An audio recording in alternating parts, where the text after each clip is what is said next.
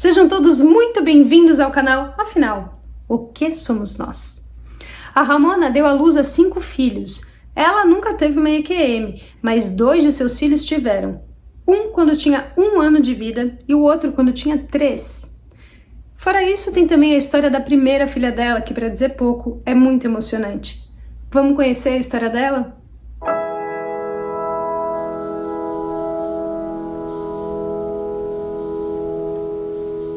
Bom dia, Ramona. Bom dia, Carlos. Prazer enorme estar aqui falando com você. Muito obrigado por você se dispor a conversar conosco do canal Afinal, o que somos nós. Bem, falando para as pessoas que vão acompanhar essa entrevista, é uma entrevista muito diferente, porque você não teve nenhuma EQM, mas hoje você tem 4 filhos, era para ter 5, né? E 2 deles, com certeza, passaram por EQM numa idade muito jovem, com 1 ano e pouco, e uma filha que, infelizmente, não está mais com você, mas muito possivelmente também teve uma EQM. Eu queria que você, por favor, nos contasse toda a sua história. Muito obrigado desde já. Eu que agradeço. Bem, já de fato fico emocionada, porque eu cheguei no canal buscando algumas explicações. Só um minutinho para respirar. E são explicações da minha vida num todo. Aos 11 anos, eu conheci uma pessoa, eu era muito fã do Michael Jackson. Eu conheci uma pessoa num ensaio, na rua, na esquina da minha rua, porque eu era moradora de comunidade, na SEAB, e a gente não tem muito o que fazer lá. E eles ensaiavam nas esquinas das ruas. E eu vi o cover do Michael Jackson na minha frente, eu quase morri, quase caí dura. E eu transportei toda a emoção, carinho e aquela fidelidade ao astro para aquela pessoa e acabei me envolvendo com ele. E nós tivemos uma filha, que eu tive aos 13 anos de idade. Sendo que quando eu estava grávida de 3 para 4 meses, na gestação dela, ele sofreu um acidente de ônibus e morreu. Isso é muito conhecido onde eu moro. Todo mundo conhecia ele pelo fato dele ser um cover do Michael Jackson, que a gente considerava o melhor do mundo. Mas antes dele morrer, eu conversei com ele no dia da morte dele, de madrugada. Eu falei para ele, você tá gelado, você vai morrer. E eu te vi porque eu sonhei. Eu falo, tô toda arrepiada. Eu sonhei com ele morto no chão, na rua, com um lençol cobrindo ele. Então, quando eu acordo desse sonho, eu encosto nele, ele tá gelado, como se fosse uma pedra, uma barra de gelo. E eu cismei que ele ia morrer porque ele estava gelado. Só que eu nunca tinha encostado num corpo morto. Então, não sei de onde saiu aquilo. E ele falou, ele me chamava de Branca, porque ele era bem moreninho. E ele falou assim para mim, Branca, eu só vou morrer porque eu sou obrigado. Mas só que ele falou isso dormindo. E aí, o que eu pensei? Bem, era junho. Ele morreu em junho, se eu não me engano, dia 5, porque eu sempre fico em dúvida com outras datas nessa época, e estava muito frio, e a janela estava aberta, então eu levantei, fechei a janela e cobri, mas eu não conseguia ficar encostada nele, porque ele estava extremamente gelado. Quando foi 7 horas da manhã, ele me acorda e fala assim, Branca, eu vou trabalhar. Era ele e o irmão dele que trabalhavam de frente um ao outro, né, em lojas diferentes, mas no Meier, que é um bairro aqui do Rio de Janeiro, e eles iam juntos. E ele falou, Branca, eu vou trabalhar, me empresta seu tênis? A gente usava o mesmo manequim. Aí eu falei, pode usar. Me empresta sua calça? Pode usar. Me empresta a sua blusa? Eu falei, caramba! Aí ele fala outra coisa que não sai do meu registro. É a última vez que eu te peço. Isso pode parecer uma coisa, uma coincidência, qualquer coisa do tipo, mas isso, depois que ele morreu, eram as 2 frases que ecoavam na minha vida e ainda ecoa hoje, porque eu tenho a sensação de que eu não falei com o físico, mas de alguém que sabia que estava na hora. Essa é a sensação que eu tenho. E isso é muito forte. Porque, de alguma forma, eu tenho a impressão de que ele sabia, entendeu? O que estava para acontecer. E ele sai para trabalhar, eu estava grávida, ele ficou beijando a minha barriga, aí falando, papai já vai voltar para te buscar. Isso é outra coisa que é muito louca, e eu tenho testemunha, teria até mais, porque seria a mãe dele, que ficou, vai, que a gente morava com a mãe dele. Vai, meu filho, você vai chegar atrasada, não sei o quê. E aí ela ouviu ele falando isso, e depois a gente conversou sobre isso, inclusive, depois da morte, né? Papai volta para te buscar. Isso é um detalhe também à parte. E ele foi e nunca mais voltou. O ônibus estava muito cheio. Na época, os ônibus entravam, você entrava pela frente e saía por trás. É isso. Houve uma mudança no meio da história. Não, você entrava por trás e saía pela frente. Isso. E que foi em 88, né? Isso. Aí ele não conseguiu entrar e ele estava em 3 meses, ele foi à gerência da farmácia que ele estava trabalhando, ele estava estudando muito para tentar ser alguém na vida, entendeu? Até porque a vida que a gente tinha era muito difícil.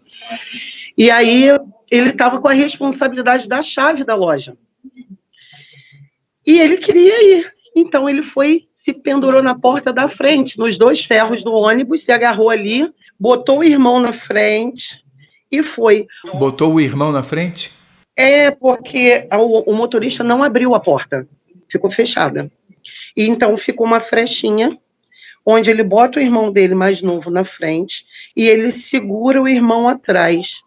O ônibus não andou 3 metros, 3 metros, a distância de onde ele sobe, para onde ele caiu e onde eu vi o corpo dele, não tinha 3 metros de distância. Ele morreu. O ônibus não fez curva em alta velocidade, nada. O ônibus só saiu. Diz o irmão dele que ele bateu o pé na roda, porque ele ficou sem equilíbrio, ele foi tentar se calçar e o pé bateu, rodou e caiu. Só que a roda de trás passou na cabeça dele. Foi uma morte terrível, que mexeu com todo mundo em Padre Miguel, que a gente é dali, de Padre Miguel. E foi assim, 7 horas da manhã, eu já tinha voltado a dormir quando ele saiu. Isso nunca acontecia, porque eu perdia totalmente sono, eu voltei a dormir do nada. E eu acordo com a mãe dele me falando, olha, que ele tinha um apelido, né, que serve para 2 lados, que é Lica. Lica morreu, o nome dele era Erli. Então, assim, foi a primeira experiência muito forte dentro da minha vida, de perder uma pessoa que se ama, porque a gente estava no auge do amor e cheio de sonho, entendeu? E eu continuo grávida, sem saber o que seria do futuro para minha filha, sem pai. Eu tinha 13 anos, né? Eu não tinha uma boa relação com a minha mãe, isso todo mundo sabe, então eu tinha muita dificuldade de voltar para casa, eu tive que voltar. Claro que ela mesma falou, volta e tal, mas para mim foi muito difícil. E quando minha filha nasceu, eu queria apresentar ela ao pai, eu não tinha, sabe? Eu também não tive presença paterna, então eu queria dar isso à minha filha. Então, ela nasce super saudável, eu começo a trabalhar por um projeto que hoje é o Jovem Aprendiz, mas na minha época era Patrulheiros, né, pelo menos no Rio de Janeiro. E eu começo a trabalhar, minha mãe tomava conta dela, às vezes era minha avó, às vezes minha tia, às vezes uma vizinha, ela ficava meio que assim. E também conheci uma pessoa, que foi assim, uma pessoa maravilhosa para ela, que teve uma família, que deu uma cobertura enorme para ela, que dava muito amor e carinho e atenção. Enfim, um belo dia, ela estava nessa família, que é a família do Paulo, e a mãe dele me liga e fala, olha, a Rochelle está tendo uma febre que não passa. Ela, sim, a gente está dando os remedinhos porque ela tinha como se fosse um plano de saúde na época. E ela levava nas consultas, e eu sabia que ela estava com infecção intestinal, que era o que o médico falava. Só que para eu não perder a diária, ela falava, como ela era muito bem amada, muito bem cuidada por eles levavam ela ao médico para mim, para eu não faltar ao trabalho. Que antes não era meio expediente, era expediente, era realmente o dia inteiro. E não passava, e ela cuidando, cuidando. Um belo dia eu estou no trabalho e eu lembro de ter conversado com a minha chefe e falado assim, alguma coisa está acontecendo errado com a minha filha, eu estou sentindo isso. Aí ela, por quê? E quando eu comecei a falar, eu já comecei a chorar muito. E, poxa, ela não foi indicada para internação nem nada, era uma coisa, uma febrezinha, sabe, que não voltava toda hora, quando mudava de remédio, e muda de remédio, e ficou no tratamento uns 2 meses. E eu falei para ela assim, eu vou faltar amanhã, pode descontar meu dia, eu vou faltar e vou levar ela ao médico, que é a foto que eu mandei para você, que foi a foto do dia que eu faltei para levá-la ao médico. E o médico olhou para ela e falou assim, olha, que eu mudei de médico, porque eu não estava muito satisfeita. Ele falou assim, olha, aparentemente, os exames dela tá tudo bem. O pulmão tá limpinho, o intestino dela, essa febre a gente tem que descobrir de onde é, porque o intestino dela também, nos exames de fezes dela, não deram nada. Eu não sei por que estão tratando disso. Enfim, eu sonhei, eu fui dormir na casa da minha irmã, e novamente sonhei com a morte de uma pessoa que eu amava, sendo que dessa vez eu vi em detalhes tudo o que tinha no sonho. Era como se eu tivesse vivido aquilo 2 vezes, porque quando aconteceu, eu vi se repetir aquilo que eu tinha visto no sonho.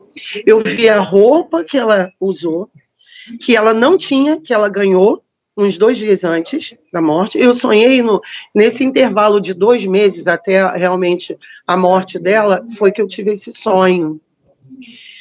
E quem deu essa roupa foi o mesmo irmão que depois, mais à frente, ele volta para a nossa história aqui. E ela estava num caixãozinho branco, cheio de margaridinhas, com miolo amarelinho. Minha avó chorando em cima dela, assim, em cima, bem próximo. E eu ao lado, olhando ela sendo arrumada com as margaridinhas. Esse Paulo, ele era agente funerário, e foi ele que arrumou ela. E foi exatamente o que eu vi, o que eu vivi. Tanto que quando aconteceu, de fato, a morte dela, eu fiquei surtada, porque parecia que aquilo era sonho de novo. E eu falava assim, não, mas eu vou acordar. Isso é sonho, eu vou acordar. Eu tive que ficar à base de remédio, de chá, de um monte de coisa.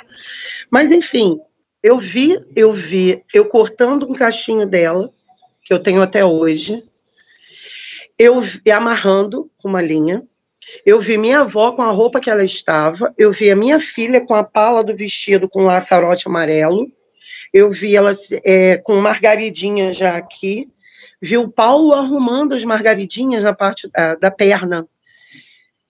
E foi, assim, uma coisa assustadora, porque eu acordei na casa da minha irmã, como eu falei antes, eu fui dormir lá, acordei chorando muito, ela estava comigo, não tinha passado ainda pela internação, que ela ficou 1 mês internada, na verdade 29 dias, e minha avó, quando eu acordei, ela falou assim, minha filha, você passou por um trauma muito recente, você está com medo que isso aconteça. E eu falei, vó, ela vai morrer. E eu sinto isso. Eu sentia, por alguma razão eu sentia. Eu olhava para ela como se fosse a última vez. Em todas as situações, depois desse sonho, eu tinha a sensação de que eu ia trabalhar e não ia voltar, e ela tá ali. E ela estava brincando, normal. Ela estava ótima, super bem. Eu não tenho como explicar aquele problema que apareceu nela. Enfim, ela teve uma febre muito forte. Eu peguei e levei ela no hospital público aqui de perto, que é o Albert. E chegou lá, eles falaram, olha, ela vai ficar. Ela vai ficar porque ela não está bem, e a gente não sabe dizer o que é, e a febre não baixa. Quem levou ela, quem socorreu ela? Foi a Luísa, mãe do Paulo, e eu saí do trabalho, fui direto para lá, né, que já foi em outro dia, e cheguei lá, ela já estava internada, sendo transferida de ambulância para um hospital em outro bairro, que é em Nilópolis. Quando eu cheguei, ela estava toda amarrada na cama. E a gente, na época, né, não tinha essa humanização, que existe essa preocupação hoje em dia nos hospitais, que eles já reconhecem que a presença dos familiares é muito importante na recuperação e tudo mais. A gente só tinha acesso a ela pelo vidro. 29 dias, 29 dias não, 28 dias, eu vi minha filha através de um vidro amarrada por conta do soro, por conta do dreno, que ela teve que drenar. E a explicação é, quando eu cheguei lá, que ela já estava drenada, é que ela estava com hemorragia, com derrame na pleura de uma grave pneumonia. Veja bem, não tinha 10 dias que eu tinha ido com ela a outro médico, que eu tinha feito todos os exames, que ele discordou, disse que o exame estava tudo bem, então era algo inexplicável acontecendo. E lá ela ficou 29 dias, sofreu muito, todos sofreram muito, assim, era carreata para o hospital, até porque já tinha um histórico do pai dela, das pessoas que cercavam a gente, que viram aquele meu sofrimento muito nova, e todo mundo querendo apoiar. E ela teve alta, e a minha irmã, essa da onde eu tive o sonho, falou para mim, que já era casada, falou para mim, eu queria que a Rochelle se recuperasse na minha casa. Ela não tinha filho nem nada. Eu falei, tudo bem. Ela falou, minha avó mora lá, vai para lá, vai morar lá comigo, e eu tô de férias, e eu vou ajudar a cuidar dela. E ela adorava o meu ex-cunhado, né? A minha irmã, a minha avó, era a paixão deles. E ela foi. E eu falei, bem, mas eu tirei uns 3 dias de folga, logo assim que ela saiu, desculpa, e fui ficar na casa dela com eles. Eu continuava com aquela certeza da morte dela, que eu tinha a sensação de que nada, nenhum remédio poderia mudar aquilo. Porque ela teve alta, toda empolada, e o médico falou para mim que era intoxicação alimentar, que ela devia ter tomado algum iogurte, alguma coisa assim, que poderia ter causado aquela intoxicação, aquela alergia aí, mas deram alta. E aí passou um remédiozinho, passou um soro, passou amoxicilina, se eu não me engano, e por 14 dias.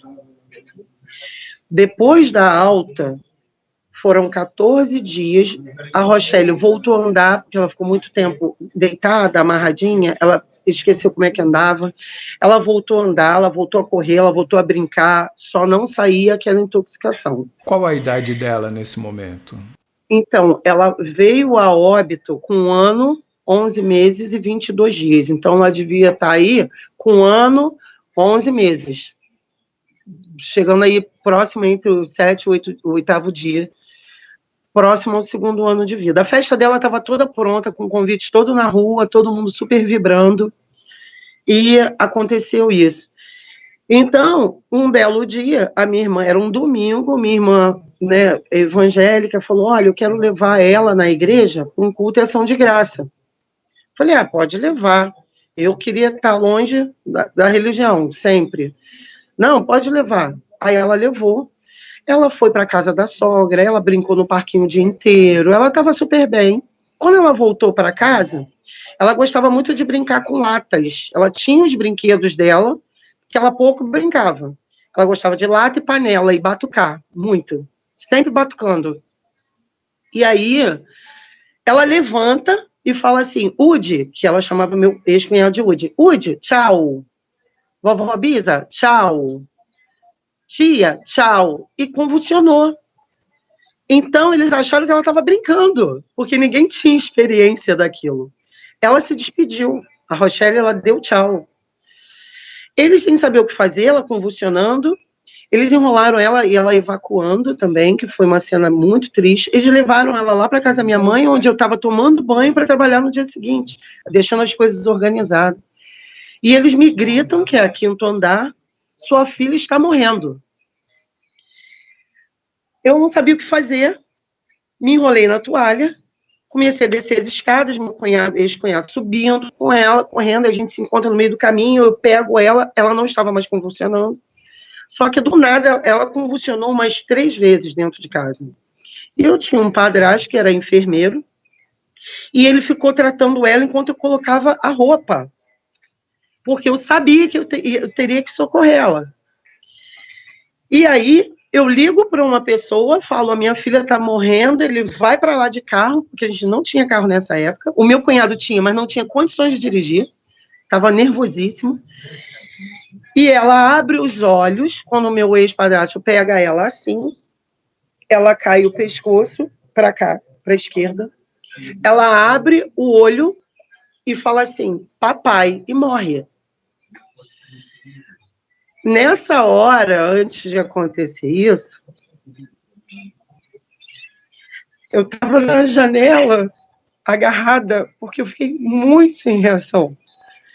Eu agarrei na janela que tinha assim atrás de mim e vinha uma voz assim, se joga. Claramente, eu ouvia claramente, se joga. E vinha uma outra e falava assim, não, você vai desviar a atenção para você. Ela precisa de você agora. E eu fiquei ouvindo aquilo muito forte. Tipo assim, depois eu contava que era aquele do desenho, o diabinho e o anjinho, sabe? Mas era basicamente isso. E aí a gente desce as escadas correndo, ela vai convulsionando, mas ela já, eu via, ela, no olho dela, quando ela abriu e falou papai, já não tinha uma vida. Era só um corpo tendo uma reação para os vivos, vamos dizer assim. E a gente vai para Nilópolis e o hospital todo fechado, eu saio chutando porta, quebrando vidro para atender ela. Foi uma luta, porque era uma área de risco, onde tinha tiroteio todos os dias, e eles ficavam com o hospital, a emergência, todo trancado na chave. Não tinha porta aberta. E ela é passada pelos vidros, porque eu quebro o vidro com o pé, me cortei e tudo. E o meu padrasto consegue entregar ela para os enfermeiros. Quando conseguem abrir a porta que eu entro, eu travo, ele foi acompanhar tudo. E quando ele entra atrás da equipe. Quando ele entra, ela já está toda entubada.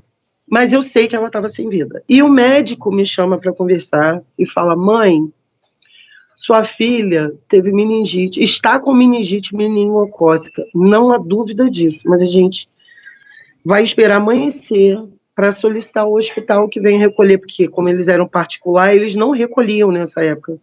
Era uma clínica pequena, vamos dizer assim. A gente vai esperar o hospital maior vir recolher, né, o exame, fazer o teste da medula, né?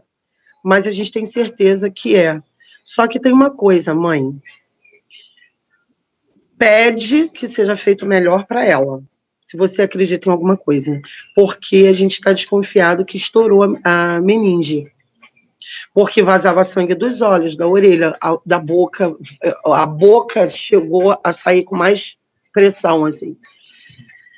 E eu falei assim, não, Deus vai levar ela, Deus vai levar ela, eu sei disso, é porque é o melhor para ela. Na ida do hospital, no caminho,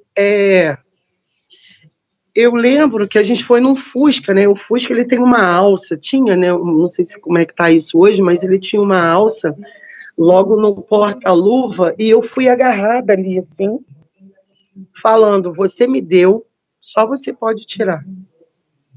E eu vou entender. Era o que eu falava. E eu penso que eu era muito nova para isso. Mas era o que saía da minha alma ali. E aí ela realmente morreu. Foi muito difícil. Eu não dormi, porque eu não pude ficar no hospital por causa dos tiroteios que estavam tendo. Eles não deixavam ficar dentro do local. Como eu falei, a gente via ela através do vidro durante um mês. E eu voltei para casa e eu sabia que a última vez que eu teria ouvido a voz dela foi ela falando papai. E aquilo ecoava na minha cabeça, porque ficava linkado com ele falando papai volta para te buscar. Isso veio na hora, assim. Eu falei, será que foi ele? A Rochelle, esse falecimento dela, ela foi a minha primeira mestre. Eu tenho uma gratidão por ela, assim, infinita. Eu considero até que meus filhos estão vivos, os que eu tenho hoje, graças ao conhecimento que ela me passou, que é não aceitar fácil as situações que estão te impondo, principalmente com relação à saúde, que você realmente pesquise a respeito disso, porque dos meus filhos, tá? Eu não sou muito boa comigo não, mas com os meus filhos eu fiquei tensa, bem tensa com relação ao que o médico falava. Eu, opa, calma aí, vamos ouvir outro parecer e rápido, não vou esperar, não vou usar esse remédio e ela vai, não, a não ser que eu acredite muito no médico, aí sim. E mesmo assim ainda procurava uma segunda opinião. Passaram-se alguns anos, ela faleceu em 89, e em 91 eu estava tendo o meu primeiro filho, homem, né, que é o Júnior. E o Júnior, uma criança extremamente saudável, fortão, gordão, sabe? Comia de tudo, verdura, legume, frutas, sempre teve uma boa alimentação. E ele, do nada, começou a apresentar uma febre. Eu também trabalhava. Com que idade? Ele começou a ter uma febre, por incrível que pareça, na mesma faixa etária que a Rochelle, e no mesmo mês. E quem tomava conta dele, que também, aqui já não era mais a Luísa, né? Que eles se mudaram, a gente perdeu até o contato na época.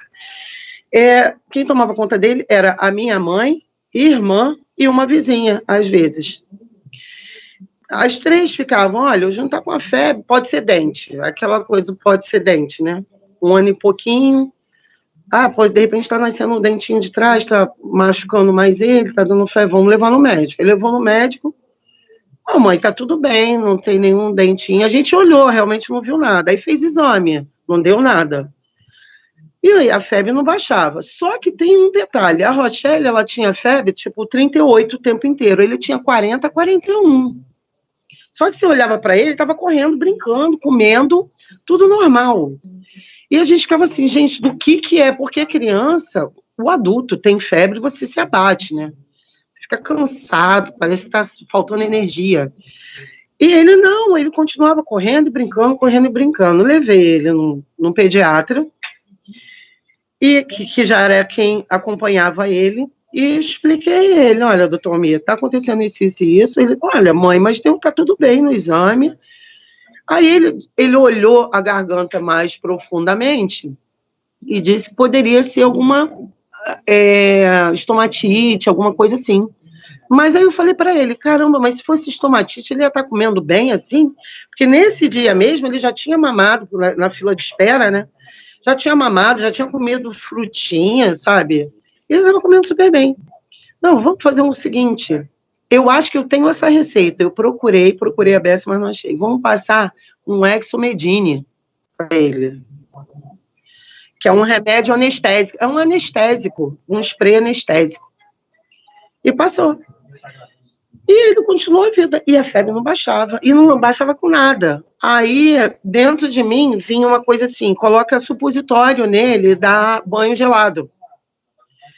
E era o que eu fazia, ele melhorava, daqui a pouco eu tinha que fazer de novo. E conclusão, ele nunca teve explicação para o que aconteceu. Eu já estava namorando meu marido nessa época, e ele falou assim para mim, poxa, vamos levar ele no Albert, no mesmo caminho que eu fiz com a Rogélia.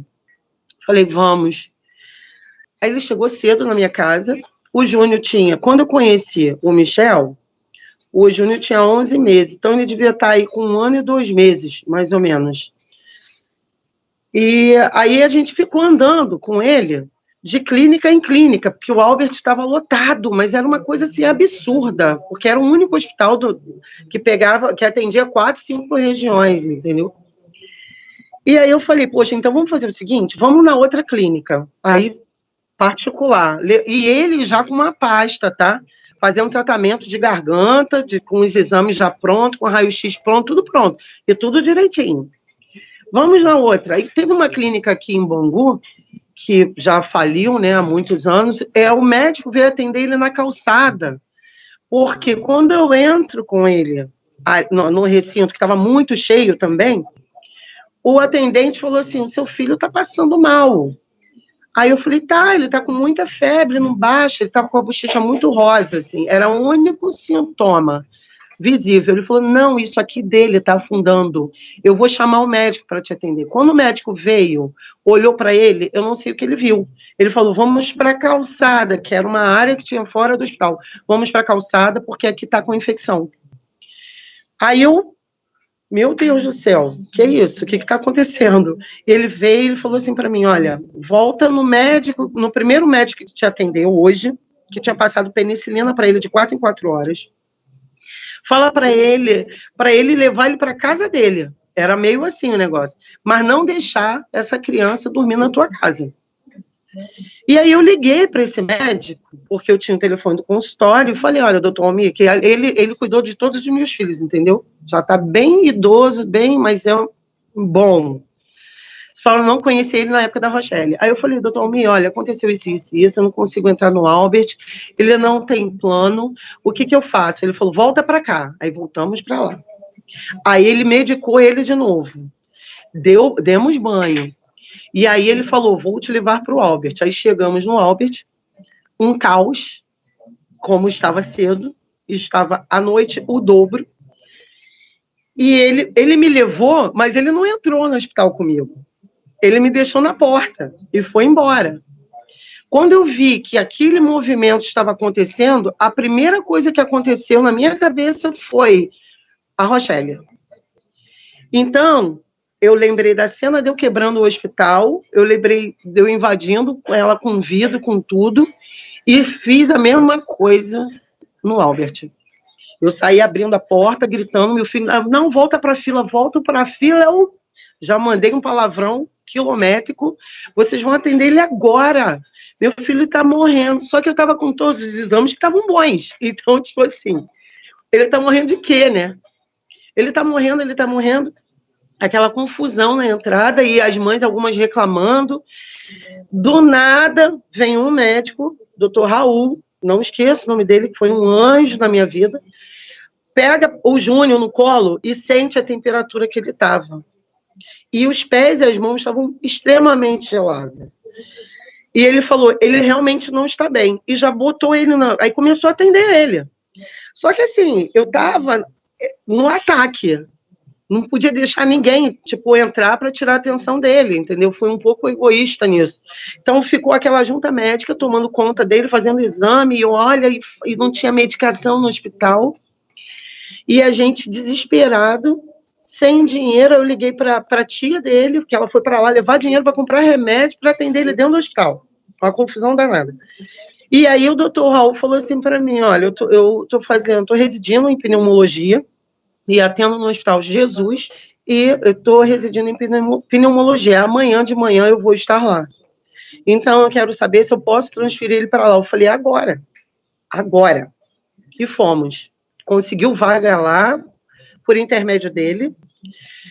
Quando a gente chegou lá, a primeira coisa que eles fizeram foi olhar todos os exames, fizeram a internação dele e colocaram ele no soro amarrado, como eu tinha visto a minha filha. E aí eu fui me ligar na data, que era a mesma, 2 anos depois, mais ou menos, 2, 3 anos depois, e eu ficava assim, gente, isso não está acontecendo, Deus deve estar de sacanagem comigo, não é possível. Cara, o que isso quer dizer para mim?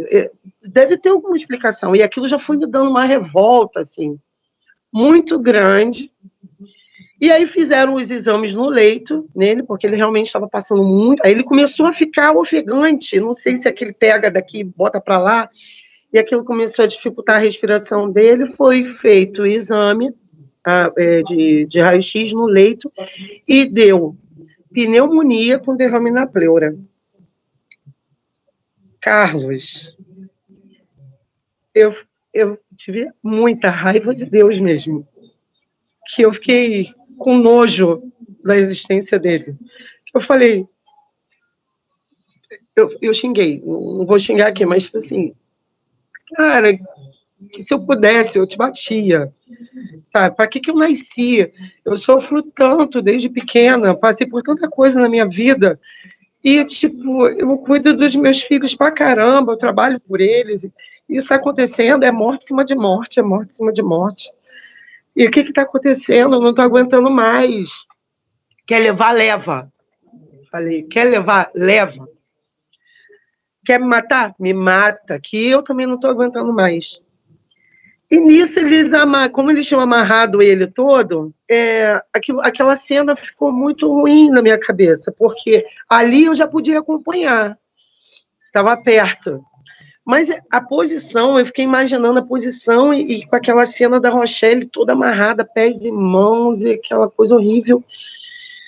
Aí eu conversei com a enfermeira do plantão, expliquei a ela, eu falei, olha, eu tô aqui, eu não vou sair de perto, eu vou ficar tomando conta dele, não precisa que ele fique amarrado. Não, mãe, não dá, ele vai ter que ficar, porque é precaução, ele pode se machucar, ele tá com soro, com medicamento e tal. Conclusão, no dia seguinte, quando mudou a equipe, que veio o doutor Raul, ele falou assim para mim, olha, mãe, o seu filho está muito grave. Eu vi todos os exames, vi as medicações que ele está usando agora, foram prescritas de uma semana atrás, e não entendo por que estavam tratando ele como garganta. Até agora eu não entendi. Quer dizer, a Rochelle era como intestino e ele como garganta. E não era nada disso. Ele está com uma pneumonia grave nos 2 pulmões, com derrame na pleura. Ele vai ter que drenar e vai drenar agora. E ele vai ficar na UI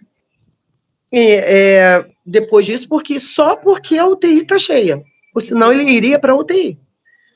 Falei, não, tudo bem. Só que lá também tudo monitorado, com equipamento e tudo mais. E aí, quando ele saiu do dreno, assim, eu estava exausta mentalmente, mas eu me mantive acordada. Esse processo do dreno até a EQM do Júnior, que foi a primeira EQM que não passa por morte, né? Que a Rochelle teve a sensação de EQM, mas, na verdade, ela foi. E ele está aqui, graças a Deus. Mas, tipo assim, deve ter se passado uns 7 dias. Ele chega interna, no dia seguinte ele faz a drenagem, né, no pulmão, e passa-se mais uns 5 dias, e eu simplesmente, sem dormir, todos esses dias, sentada numa cadeira de ferro, do lado de uma cama de ferro, branca, tomando conta dele. Quando eu sentia que estava com sono, eu ficava em pé, mas eu estava alucinada de sono. Só que eu acho que a perturbação estava em cima de olhar para ele a última vez. Eu não senti e não vi a morte do Júnior. Isso é um fato. Mas eu vi que ele estava muito ruim. Aí, essa preocupação, acho que me roubou o sono, vamos dizer assim. Teve um dia que eu tinha arrumado uma confusão lá, que eu era pessoa bem... Eu acho que me tornei assim para me defender, sabe? Me tornei um produto do meio da violência. Eu fui na enfermaria e falei assim, poxa, a mãozinha dele está machucada. O pulso, né? Que era que estava presa com uma tala e o soro, e a outra estava, as pernas estavam soltas dele, mas a outra estava amarrada para ele não arrancar o soro e o dreno que estava no mesmo lado. Poxa, não dá para soltar lá só um pouquinho?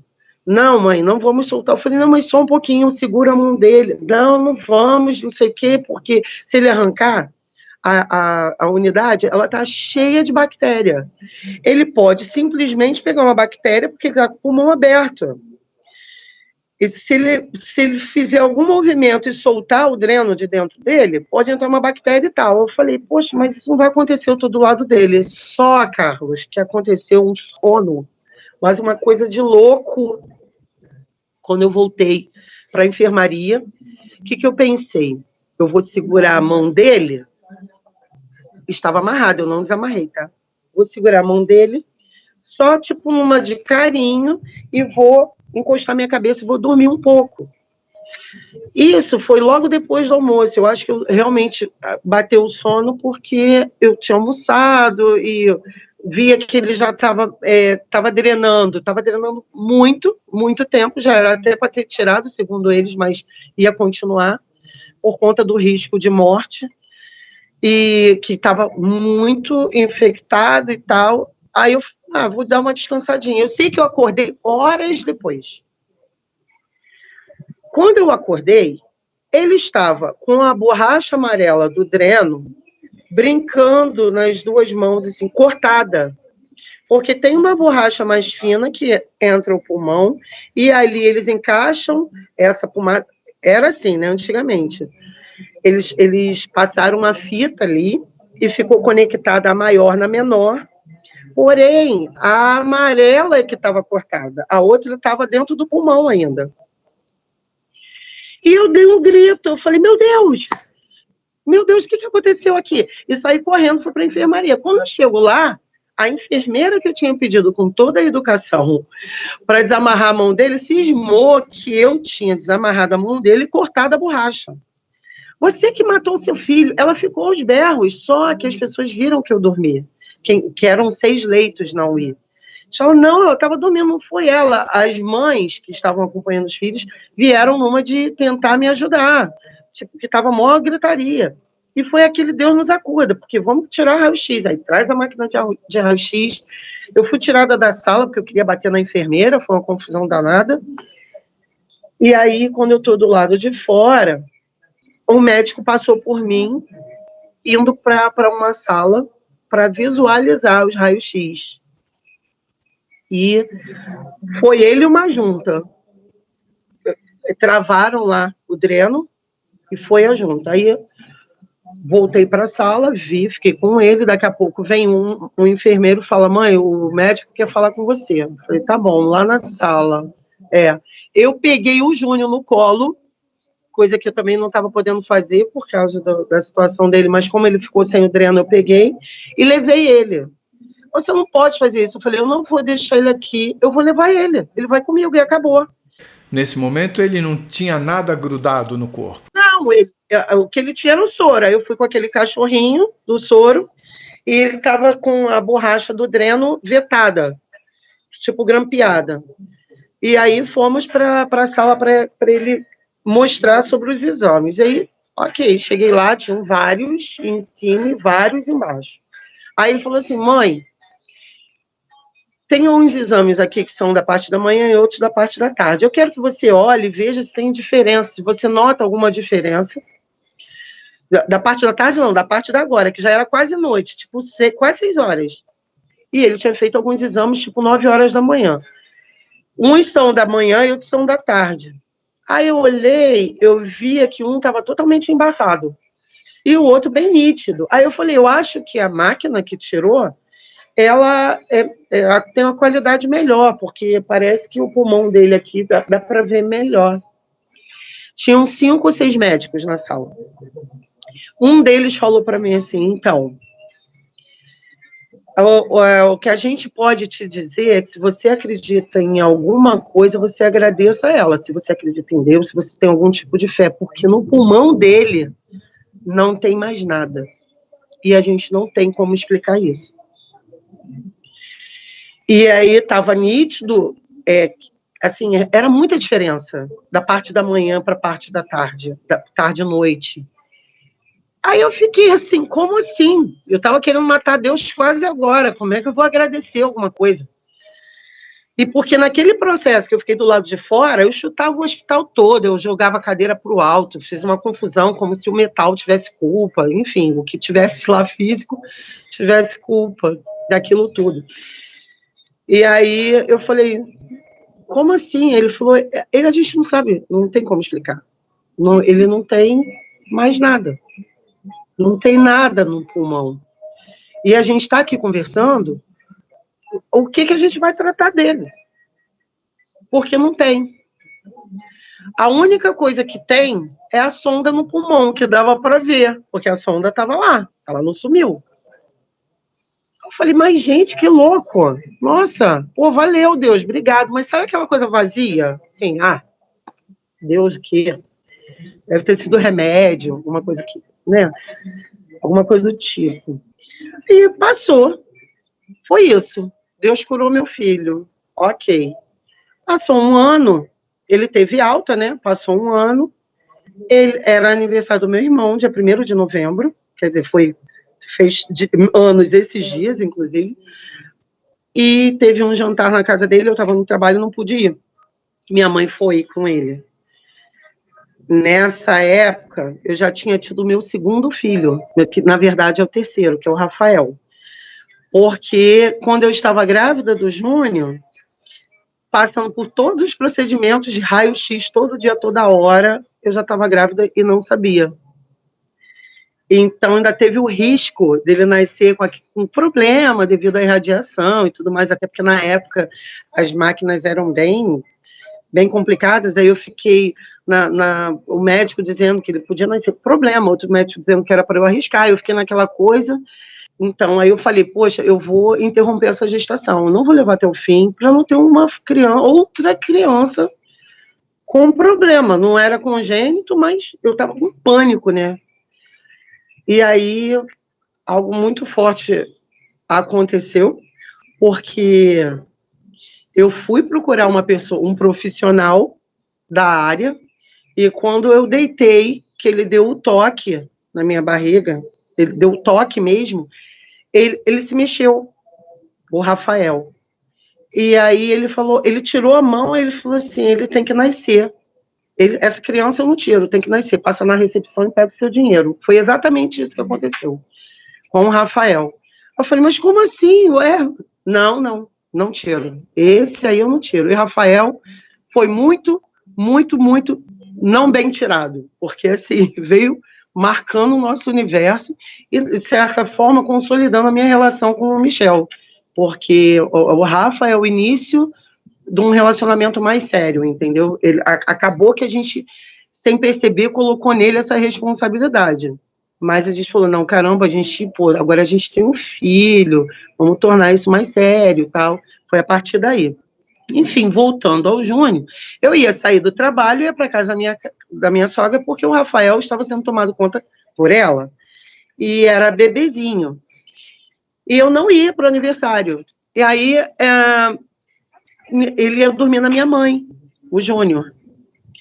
No dia seguinte de manhã, eu acordei cedo, mas o telefone tocou, eu ia trabalhar, mas tocou mais cedo do que o meu horário de saída, que era entre 5h30 e 6 horas da manhã. O telefone tocando. Minha mãe fala assim, Ramona, aconteceu alguma coisa, né? Ramona, preciso muito falar com você. Falei, o quê? O que houve?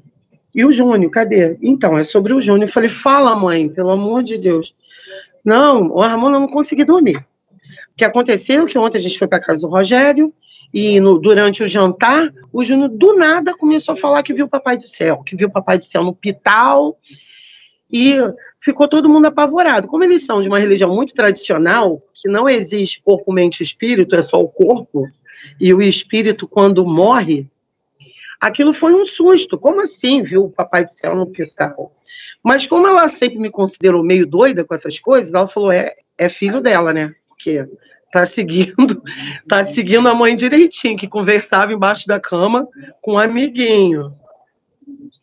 Ah, você tem que vir para cá, tem que vir aqui, porque eu tô com medo, tô apavorada e preciso que você venha conversar com ele. Eu falei, tá bom, antes de ir, então, vou passar aí e vou pegar ele. Quer dizer, isso ele contou pro seu irmão? Na casa do meu irmão, era o jantar do meu irmão. Ele conversando, um fato interessante de pensar quando aconteceu a EQM do Júnior, ele tinha 1 ano e 4 meses, falava Dadá Gugu.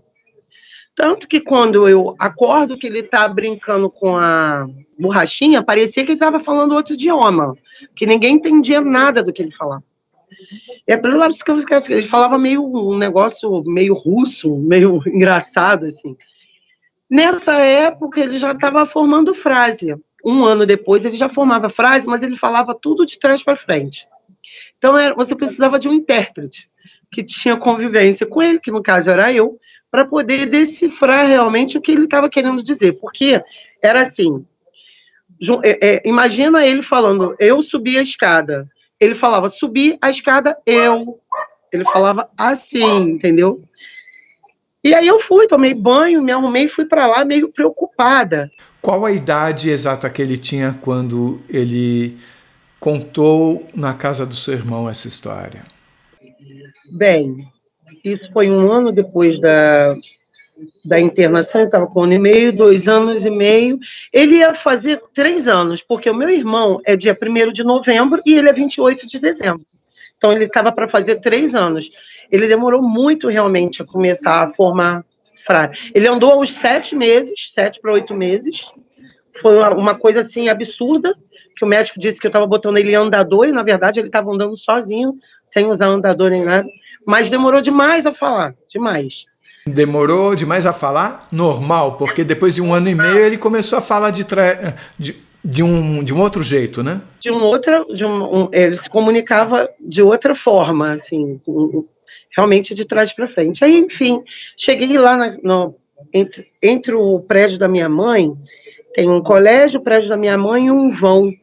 E ela desceu com ele, porque ela gostava de levar ele para pegar sol, coisas assim. Ele estava de banho tomado, muito louro, que nasceu muito louro. Ele parecia um anjo. Quando eu olhei ele de longe, porque eu fui andando, que era perto, eram 3 ruas assim de diferença, eu não vi o semblante dele. Eu vi algo iluminado, assim. Ele era muito louro, não tinha cílio, não tinha sobrancelha, mas no sol sumiu. Eu não sei dizer se foi o sol, se foi uma visão mais espiritualizada aquilo ali, mas eu não via o semblante dele longe, eu via um clarão no rosto. E aí cheguei perto dele e falei: oi, meu filho, vem cá, mamãe. Ele muito pesado, muito gordão. Peguei ele no colo e fui andando, me despedi da minha mãe e falei: mas o que aconteceu? Só que o que eu quis fazer? Minha mãe estava impressionada. Estava todo mundo impressionado. Ela falou: olha, ele falou na frente de todo mundo. Todo mundo ouviu que ele viu o Papai do Céu no hospital, que ele voou com o Papai do Céu, que o Papai do Céu cortou a borrachinha. Isso todo mundo entendeu. Só que ele está falando outras coisas. E eu não consegui dormir. E eu estou muito preocupada com isso, que esse menino morreu, a Mona, tu ia perder outro filho, que não sei o quê. Eu não quis usar essa influência do que ela já tinha ouvido. Peguei ele, que estava um pouco mais distante, fui andando com ele devagar para casa, que era onde eu já estava morando, como me chama, a casa da minha sogra. E aí, no meio do caminho, eu fui bem lentamente, eu falei: e aí, como é que foi ontem lá na casa do tio Dey? Poxa, você comeu bolo? Aquela coisa indo por fora. Aí ele: comi, foi gostoso, não sei o quê, mas no dialeto dele. E aí eu falei assim: ô Júnior, você falou para a vovó, para o titio, que você viu o Papai do Céu no hospital? Ele olhou para mim rápido, assim. Eu vi, tipo assim, uma euforia. Eu vi, o Papai do Céu voou comigo. O Papai do Céu falou: vem, Júnior, morar na minha casa. Eu lembro exatamente dessa frase e a voz dele falando para mim. E eu falei assim: ué, onde é a casa dele? Porque eu tive tempo de pensar em alguma coisa, porque minha mãe me alertou no telefone, senão teria sido pega de surpresa da mesma forma que todo mundo foi, entendeu? Falei: mas aonde é a casa dele? Lá na cima, eu subi, eu vi mamãe lá embaixo, com a mão assim, ó. E mamãe, o Papai do Céu voa, e é tudo de ouro. Ele falava assim. Aí o ouro? Ouro, mamãe, é muito ouro, ele falou. Isso é uma parte importante, porque dentro da religião que a gente seguia na época, eu não, mas a minha família, tem um livro da Bíblia que tem essa referência de ruas de ouro, portas que serão portais de pedras preciosas, em um rio de água cristalina. Isso está em Apocalipse. Isso é uma referência, ele dá um relato bíblico, mas ele não sabia o que era ouro, ele não tinha nada de experiência com Apocalipse. Eu te garanto que ninguém nunca contou uma história do Apocalipse para ele, isso eu tenho certeza. E vínculo bíblico, da minha parte, ele tinha pouquíssimo, porque eu não era religiosa. Minha família era, mas ele já estava com a gente, entendeu? Então, tipo assim, ele não vivia dentro da igreja, aquela coisa da religião. E eu vivia. E eu sei o conteúdo de história bíblica que é passado para uma criança. E não tem nada de Apocalipse. E eu fiquei muito impressionada com aquilo.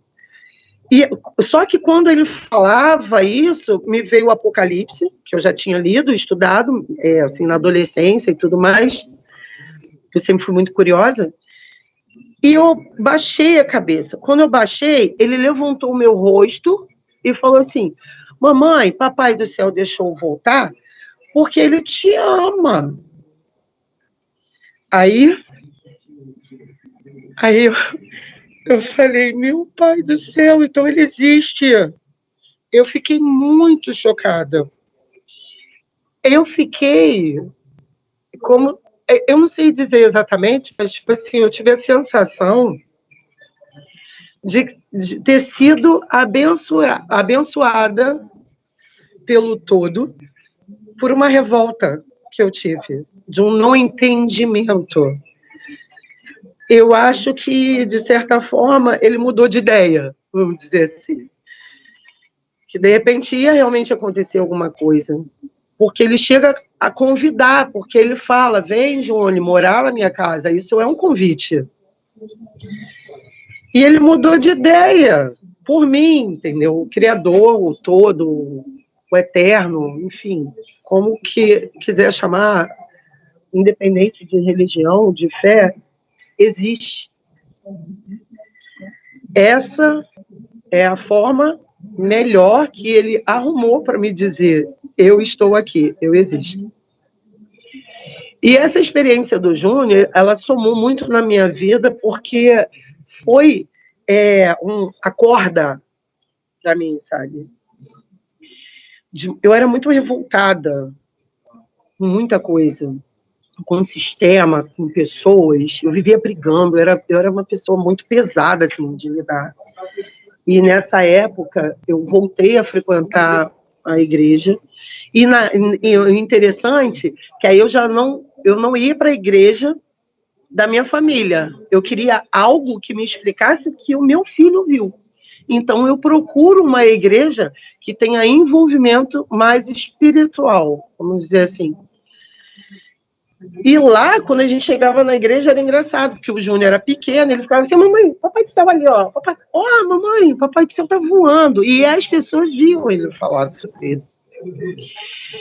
Durante um bom tempo, essa memória dele ficou conservada, que ele falava. A gente tinha uma fita cassete, ele contando como é que era papai do céu, só que essa fita se perdeu, né?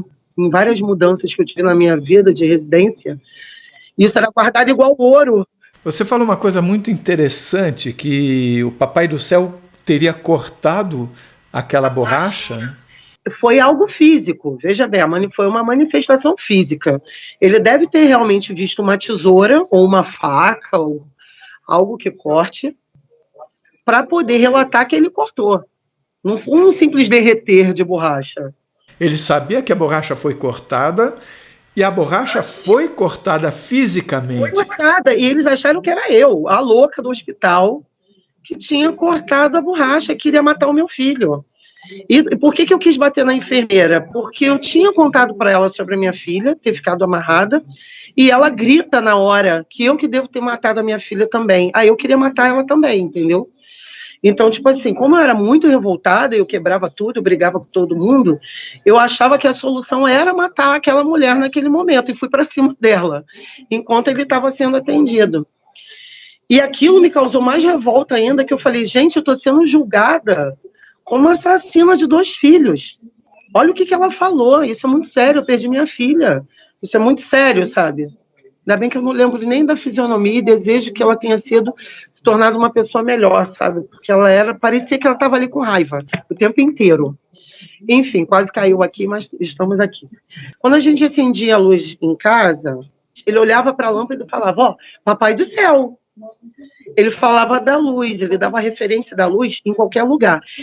Eu acho que a minha sogra e as minhas cunhadas ainda lembram desse detalhe, porque toda vez que acendia a luz, quando entrava em casa, ele apontava e falava, papai do céu.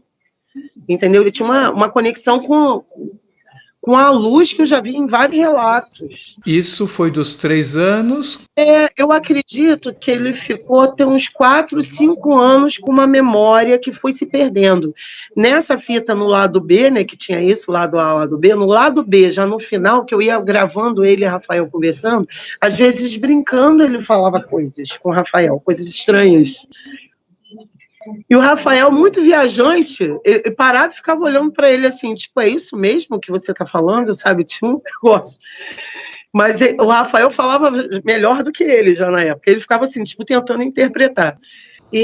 Tem um detalhe importante que ele conta naquele caminho que a gente fez, que eu falei para ele assim, no caminho da casa da minha mãe, naquela conversa, ele fala assim, sobre a referência de ter deixado, de ter voado, de ter me visto lá embaixo. E eu falei para ele assim, como é que Papai do Céu é, Júnior? Ele tem barba, né, com aquela referência que a gente tem das religiões. Ele tem barba? Não. Ele tem cabelo? Não. Ele é careca? Mamãe, Papai do Céu não deixa eu falar. Ele falava isso. E quando as pessoas, na curiosidade, iam perguntar a ele nunca dizia, ele só dizia sobre a luz. Quem ouviu isso sabe que eu estou falando, que eu tenho certeza que vão ver esse vídeo, muitas pessoas que participaram daquele momento, e vão lembrar dele falando, não posso falhar. Ele fazia tipo pirraça, não posso falhar. Passado alguns anos, eu tive o Renato, eu tinha o Júnior, tinha o Rafael, e eu tive o Renato. E o Renato nasceu com muitos problemas de saúde. Até mandei para você a alta dele hospitalar, a quantidade de coisas que ele nasceu. Que não tem nada a ver com a família em si. Ele fez até um DNA para ver se era alguma coisa hereditária e deu, assim, desconexão com isso. E a gente vivia em tratamento com ele e tal. Teve que passar por cirurgia, teve que fazer colostomia, porque o intestino dele não funcionava. Ele passou por essa cirurgia com que tempo de vida? 1 ano e 4 meses. Também bem próximo à idade do Júnior da Rochelle. 1 ano e 4 meses foi a primeira cirurgia. Mas um dos problemas mais graves era o intestino ter um estreitamento, que é um megacólon, que gerava gases nele que poderiam matar ele. Então, assim, ele precisava de uma cirurgia urgente, porque ele não evacuava por meios naturais. E aí ele foi internado, mais ou menos com 1 ano e 4 meses, fez a colostomia, e aí ele pôde se alimentar. Foi uma época bem feliz na vida dele, porque antes disso ele não podia comer nada, era só fibra, e ele via os irmãos comendo biscoito, tomando, né, algum achocolatado, alguma coisa assim.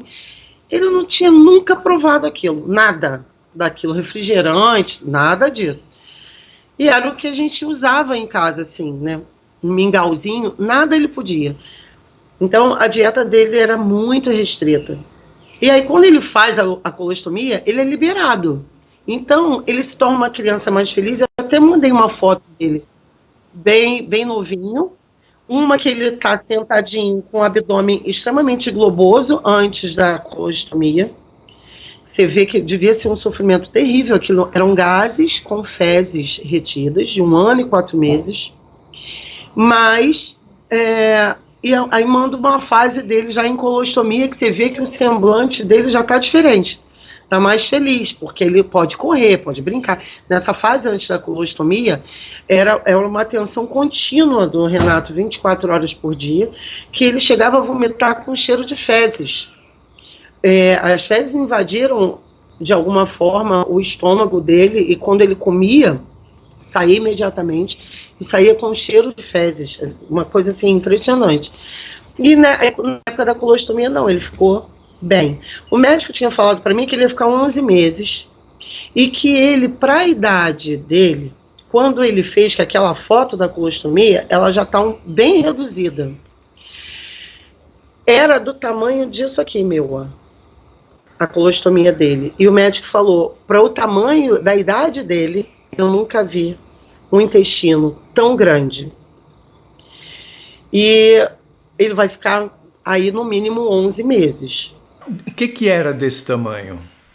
A colostomia dele, nada mais é do que você pega o intestino, corta ele, veta a parte baixa, que no caso dele foi isso, e vira essa outra parte como se fosse uma laranja e deixa na barriga, assim, para fora costurada, para que as fezes saiam por ali, entendeu?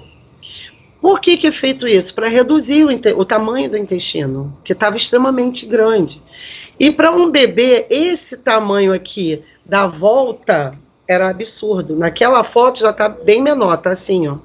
Mas ele reduziu ainda mais quando fechou, porque ele era um bebê. Então, assim, o intestino tem metros, mas não daquele tamanho. Ele falou, vai ficar no mínimo 11 meses com a colostomia. Eu falei, não, tudo bem. E aí, passou mais de 11 meses, e Renato super feliz e tal, mas ó, chegou a época, vamos fechar a colostomia e vamos ver, era basicamente assim, vamos ver o que vai acontecer. Por quê? Eles não tinham descoberto exatamente qual era das voltas do intestino, na cirurgia. Foi descobrir isso antes da cirurgia, nos exames que eram feitos. Foi descobrir isso naquela cirurgia que ele fez da colostomia. E depois, eles tinham que fechar. E vamos ver se o intestino ia funcionar, porque eles iam tirar a parte doente, que era fechadinha. Quando ele sai, antes dele entrar para a cirurgia, o Renato ele fez um acompanhamento severo desde o nascimento. Ele vivia de hospital em hospital, vários hospitais do Rio de Janeiro, e sofreu muito, porque tudo para fazer ele evacuar era muito difícil, era muito dolorido. E aí ele se tornou uma criança extremamente traumatizada. Quando a gente chegava na esquina do hospital, ele já entrava em prantos, em berro, queria morder, queria matar, porque ele sabia que ele ia ser agulhado, que ele ia ser cortado, aquela coisa toda. E qualquer pessoa de branco, ele travava. Tanto que na época, Réveillon na nossa casa parou de existir branco. As pessoas iam de roupa mais colorida para não gerar nele um trauma, porque ele travava, mas ele travava mesmo, ele não interagia mais, ele fechava o mundo dele, sabe? E aí, enfim, aí ele foi ser internado novamente, marcaram, aí tem todo o processo, né, de esvaziamento, de limpeza intestinal, ele lá internado. E aí chega o dia da cirurgia, o médico, por conta do trauma dele, vira para mim e fala assim, mãe, para a gente não pegar o Renato aos berros, a gente vai dar uma analgesia a ele na cama, que aí ele já sai daqui dormindo. Porque eu sofria muito com aquilo dele, entendeu? Eu vivia péssima, porque era muito cansativo. Só para entender uma coisa, ele teve a primeira operação com 1 ano e 4 meses. A EQM aconteceu nessa segunda, que era para... Na segunda cirurgia, para fechar. Para fechar. Então, nessa segunda cirurgia, ele tinha... Qual a idade dele exatamente? Então, acho que ele ficou mais 1 ano e 4 meses, 1 ano e meio. Eu posso até olhar isso nos documentos, mas é basicamente isso. Porque aí na data, tem uma data da segunda cirurgia dele. Dá mais ou menos uns 3 anos de idade. Isso. E aí ele já falava bem, já se comunicava bem, enfim. O médico vem, o anestesista vem, eu estava na sala aguardando eles virem buscar ele, né? E aí entrou o médico e anestesista e falou, mãe, por conta dos traumas dele e dos seus, a gente resolveu dar uma analgesia a ele no leito, e aí ele já vai sair daqui dormindo. Aí o médico me explicou que era uma cirurgia bem mais rápida do que a primeira, que devia durar no máximo umas 4 horas, e que ia ser tudo muito bom tal, e que ia ser rápido. Que era para eu ficar calma. Eu entendi que eles estavam tentando me confortar, porque eu estava ansiosa, nervosa, enfim, tudo, né? Afinal de contas, é uma cirurgia. Só que quando eles aplicam a analgesia nele, ele surta, ele começa a xingar assim, né? Gritar, berrando, bater nos outros e... Me larga! Me larga! Era uma coisa assim... E nos olhos dele tinha ódio por mim. Como quem diz, por que você está deixando fazer isso comigo, entendeu? E aquele olhar, para mim, foi muito difícil, porque é difícil você não poder fazer nada, você ver uma situação e você ser totalmente impotente àquilo. E aí eu fui em cima dele, segurando ele na maca, com o meu tronco, e falando no ouvido dele, calma, meu amor, o Papai do Céu vai te operar. Olha, o Papai do Céu vai estar na sala com você, até porque fazia parte da minha religião, aquilo ali. E calma, e fazendo carinho, e beijando, e ele com ódio no coração, enfim. Entrou para o centro cirúrgico, quando ele passa pela porta, ele passa chorando. Só que eu ouço quando ele vai parando de chorar, porque deve ter sido o horário que realmente começou a fazer efeito a analgesia. E aí ela abre a porta e fala assim, ó, fica calma, porque ela me viu chorando muito também, querendo confortar ele.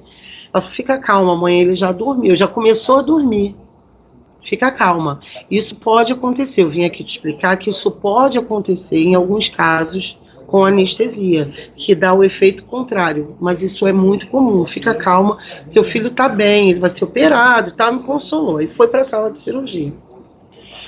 Com 4 horas, mais ou menos 3 horas e 40, me posicionei ao lado de fora, que era um corredor que é dentro da UTI, praticamente. Era um corredor e eu fiquei lá fora esperando 4 horas, 5 horas, 6 horas, e eu perguntando e ninguém tinha resposta para me dar. E eu já estava alucinada. E eu falei, gente, alguém tem que entrar e me falar alguma coisa. Porque era 4 horas, já vai dar 9 horas, e ele não sai dali. E o Michel estava trabalhando, ele não pôde acompanhar esse dia. Eu estava sozinha no hospital, eu estava literalmente sozinha. E eu tremia de nervoso, sem saber o que esperar. Nisso, passa mais um pouco e eu lá na porta. Sai uma criança que parecia ter uns 3 ou 4 anos a mais que o Renato. E eu vejo, aí o médico fala assim, mãe, é o Renato. Eu falei, não é o Renato. Ele estava muito maior, estava inchado e o olho dele era um risco.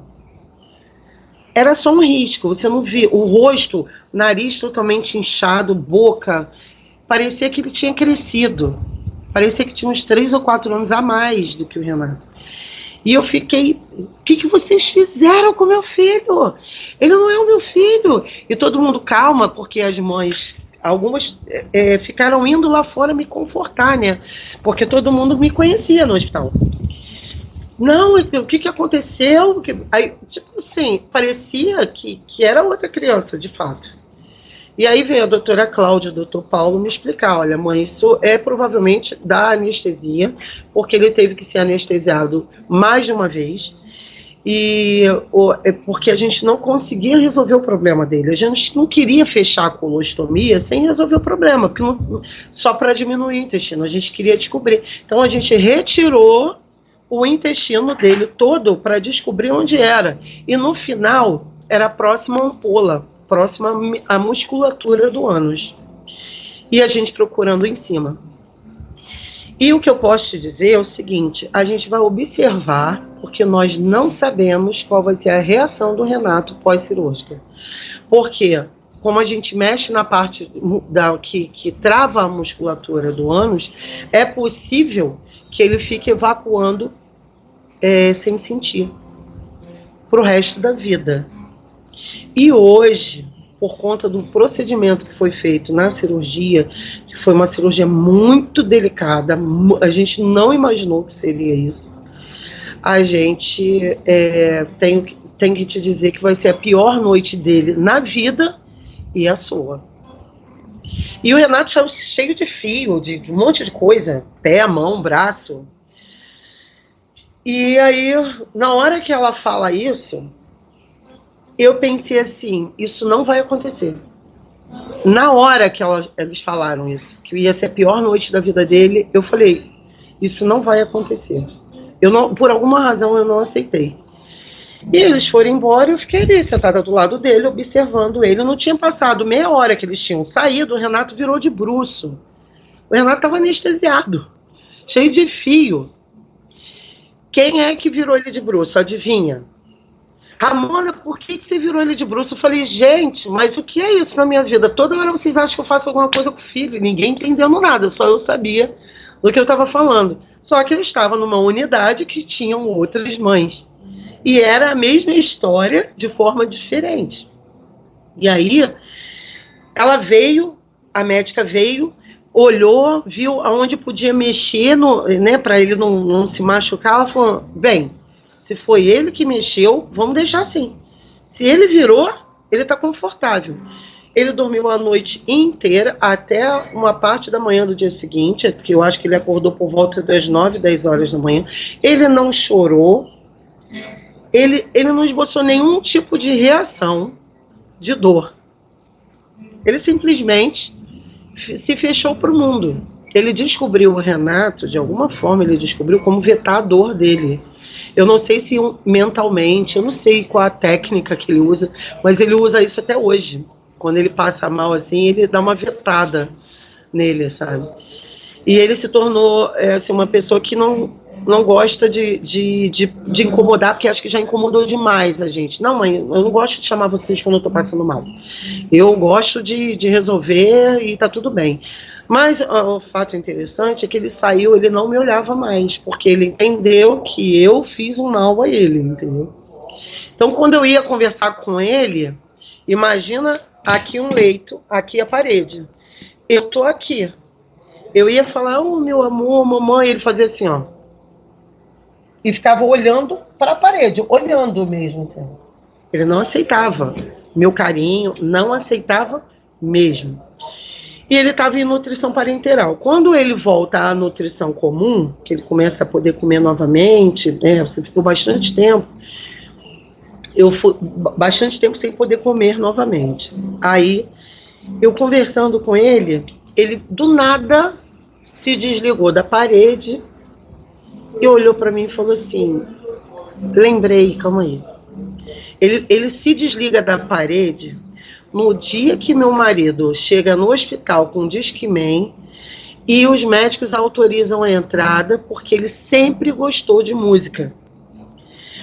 Para que ele tentasse sair daquele vão que ele entrou, de se fechar totalmente para o mundo. Sabe o que acontecia, Carlos? Quando iam trocar a agulha de lugar para não saturar, ele só fazia assim, ó. Ele olhava para o médico, ele olhava ele furando, ele não esboçava mais reação. E voltava a olhar para a parede. Então eles ficaram preocupados, ele está depressivo, profundamente depressivo, um bebê da idade dele. E aí liberaram o Discman. Então nesse dia, quando coloca a música que ele gostava de ouvir, pequenininho, ele olha assim pra gente, tipo, tem mundo lá fora, né? Ele se conecta com os irmãos, de repente, que brincavam com ele com essa música. E aí ele volta a se comunicar visualmente, porque ele realmente fechou isso. E aí quando foi mais tarde, que foi liberado para ele comer, no mesmo dia, ele falou assim para mim, mamãe, o papai do céu estava lá na cirurgia, ele que me operou. Aí eu falei, eu sei. Aí ele, eu vi, eu estava no cantinho, eu vi ele me operando. E eu fiquei, aí eu lembrei do Júnior, quem sou eu? Logo eu vou duvidar disso? Não tenho como. E aí eu falei assim, eu sei, e a gente tem que agradecer a ele todo feliz, assim, e ficou com aquele negócio no ouvido, assim, ele ficava, inclusive o Discman andou pela UTI inteira, de criança em criança, e ajudou muita gente. Então, assim, a EQM do Renato foi rápida, mas eu não sei qual foi a profundidade que ela alcançou. Ele falou isso sobre a EQM em que momento? Então, devia ter mais ou menos uma semana depois da cirurgia, quando ele volta a se comunicar. Pode ser uma semana ou um pouquinho mais. E ele chegou a comentar isso em casa também. Quando a gente conversou em casa, olha, o Renato disse que viu o papai do céu operando ele, né? Eu vi. Pô, ele estava com a memória recente ali ativa, né? Desculpa, com o tempo, isso meio que foi ficando esquecido, mas a gente sabe que houve algo muito grave na cirurgia, que ele realmente quase foi. Porque a doutora Cláudia, numa hora, ela fala isso. Numa das consultas pós-cirúrgicas, ela fala, a gente achou que estava perdendo o Renatinho, que ela chamava ele assim. Então, eu imagino que tenha sido nesse momento que ele se vê sendo operado e que hoje, infelizmente, que eu gostaria muito que essa memória tivesse sido conservada para os dois, mas também tem uma razão de não ser. Então, assim, mas mudou a vida de quem está em volta, sabe? A informação que ele passou para você é que ele estava vendo ao lado. Na época, ele viu do canto da sala. Ele fala, eu estava no cantinho e eu vi Papai do Céu me operando. E ele tinha nos olhos a memória, que você vê que a pessoa está buscando a memória ali, e feliz. Tipo assim, realmente ele estava lá, porque eu falei que ele ia estar, e ele estava lá, eu estava no cantinho e eu via. Tipo aquela coisa bem infantil mesmo, que comprova de que não foram médicos humanos, né? E aí, algo muito interessante aconteceu. Teve todo um acompanhamento. O Renato, durante 4 anos seguintes, fez tratamento em psicólogo, lá no hospital mesmo, com um psicólogo, para poder evacuar. E eles tiraram a parte da musculatura que trava as fezes de sair. Não era para ter acontecido isso. Tanto que depois ele tem que voltar para um procedimento para saber se estava conectado, porque dava a impressão que quando eles faziam os exames nele, a ampola do reto estava vazia. Então dava a impressão de que tinha se desconectado, mas não, ele pressionava tanto por medo de tudo que ele passou, de lavagens intestinais, que era com pressão, que era uma coisa assim absurda. Eu acho que ele desenvolveu um meio de controle das fezes, que ele controlava além do normal, e ninguém sabia explicar o porquê. E ele vive hoje uma vida normal. O Renato, ele não tem aquela coisa de ir a banheiro todos os dias saudavelmente, mas ele desenvolveu um meio, através disso, de se adequar às coisas que ele come e aos dias certos que ele vai. Ele já acostumou com isso. Isso seria, para a medicina, inexplicável. Segundo o que o médico falou, que operou ele, dele ter esse controle, entendeu? A recuperação dele foi muito melhor do que os médicos esperavam. Muito. Ele não era para conseguir segurar as fezes. Oi, Júnior, muito obrigado por você conversar conosco. Falar um pouco sobre essa EQM que você teve quando você tinha 1 ano de idade. 1 ano e 1 ano e meio, por aí. Você cresceu ouvindo falar sobre essa história? Como é que foi isso? Eu acho que eu fui ter ciência disso mesmo, já estava um pouco mais velho, né? Eu devia ter, sei lá, próximo dos 8, 7 anos, para ter assim, uma noção do que tinha acontecido mesmo, né? Depois você comentou alguma coisa que fez com que seus familiares soubessem que você tinha passado por alguma experiência. Isso, mais ou menos 1 ano depois. Você comentou com quem isso? Na verdade foi com um tio meu, eu estava na casa de um tio e comentei com ele. Isso pelo que eu fiquei sabendo depois. Porque você não tem lembrança nenhuma disso. Dessa época não. Dessa época ainda não. Você, ao longo da sua vida, você não teve nenhum acontecimento que fizesse você pensar em relacionar com isso que tivesse acontecido com você antes? Eu tenho algumas, como é que eu posso dizer? Eu tenho algumas ideias que eu tenho até alguma dificuldade de explicar para algumas pessoas, que eu tenho umas certezas relacionadas a essas ideias. Por exemplo, eu até comentei uma vez com a minha mãe também, que ela ficou até preocupada com isso, que eu falei que eu saio de casa e às vezes eu tenho certeza de que eu vou voltar para casa sem que nada tenha acontecido, independente do que aconteça no meio do caminho, entendeu? Isso é uma das certezas que eu tenho, assim, que estão relacionadas a essa parte meio intuitiva, né? Que tem uma certa segurança em volta, eu não sei exatamente também, é um sentimento, entendeu, que eu tenho de segurança de que eu consigo ir e vir, chegar em casa sempre tranquilo, independente dessas coisas todas que acontecem. E você nunca sentiu alguma característica de conexão com o mundo que você notasse ser diferente dos seus amigos, desde a infância até a idade adulta? Olha, cara, eu acho que assim, se eu pudesse avaliar alguma característica diferente, eu acho que seria, de repente, uma velocidade de percepção. Às vezes eu consigo ter uma velocidade de percepção em ações diferentes, assim, em velocidades diferentes de outras pessoas próximas de mim, amigos e coisas do tipo assim. Oi, Renato, muito obrigado por você conversar com a gente. Você teve 2 operações, uma com 1 ano e pouco de vida, a outra com quase 4 anos. Conforme a sua mãe me contou, Nessa segunda operação, você comentou depois com ela que foi Papai do Céu que fez a operação, que operou você, e que você via isso do canto da sala. Você tem alguma lembrança disso? Muito pouco, não tenho a lembrança dessa parte, não. Dessa parte não tenho a lembrança. Eu tenho mais a lembrança do flash, né? Que eu estava numa maca e tinha uma luz bem, bem forte em cima de mim e tinha uns 4 médicos, assim, em volta de mim, né?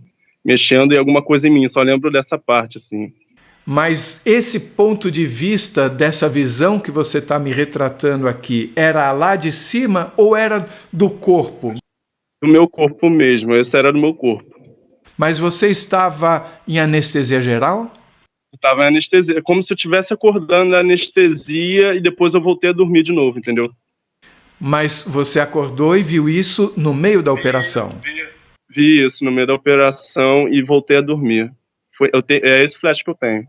Você sabe se foram 4 médicos que operaram você? Ah, não sei. Minha mãe falou que foi 2 aqui. Foram 2. Olha só, é impossível que isso tenha acontecido da forma como ele fala, eu digo fisicamente. Por quê? Quando ele adentra o recinto, eu já ouço ele parar de chorar e a anestesista que deu analgesia nele voltou e falou, ele já dormiu. Então, ele entra para o centro cirúrgico, de fato, para uma cirurgia de 4 horas e sai 9h30 depois. Tanto que eu achei que ele realmente tinha morrido. Eu acredito que nesse processo foi o Dr. Paulo e a doutora Cláudia que operaram ele. É possível que tenha um outro anestesista, mas cirurgião foram 2. Talvez enfermeiro, mas não acredito que estava todo mundo em cima dele operando ao mesmo tempo, entendeu? Eu não sei muito bem como funciona um centro cirúrgico. Então, eu acredito que essa visão que ele teve como visão mesmo, entendeu? Só que ele não sabe identificar se ele realmente acordou. Eu não acredito que ele tenha acordado, porque eles tiveram que tirar o intestino dele todo pro lado de fora. Foi o que foi falado para mim, para achar onde era fechado.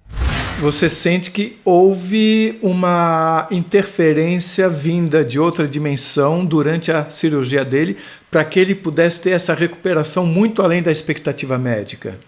Eu tenho certeza. Assim, não é 100% não. Eu tenho certeza e eu coloco a minha vida nisso. É um outro fato que não tem explicação, dentro de tantas outras coisas, entendeu?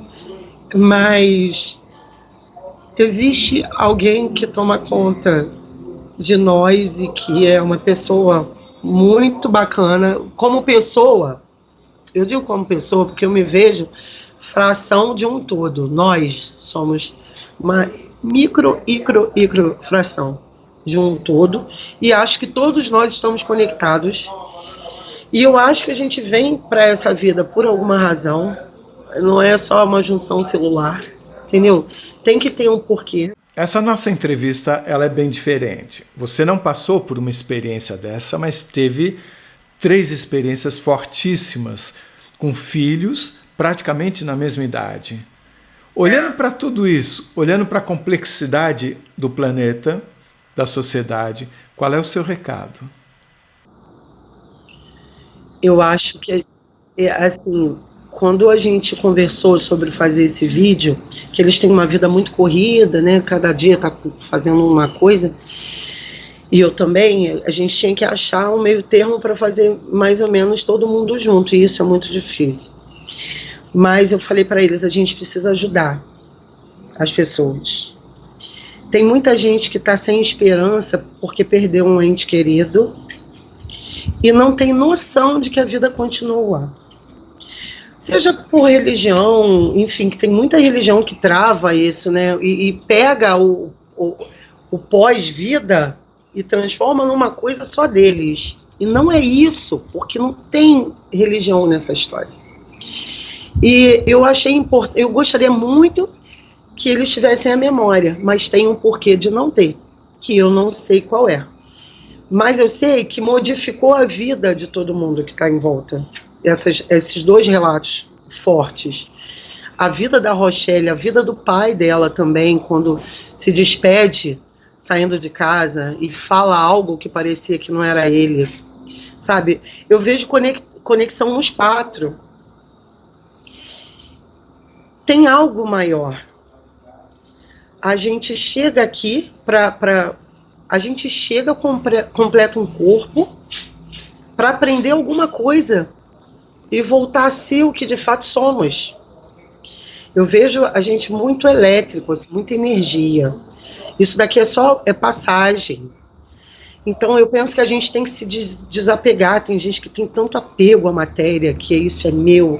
Recentemente eu fui ao enterro do avô de uma das minhas noras, e nada contra quem tem posses, mas eu entrei e fiquei observando os jazigos, chamado jazigo do fulano de tal, eterno, jazigo do fulano de tal, perpétuo.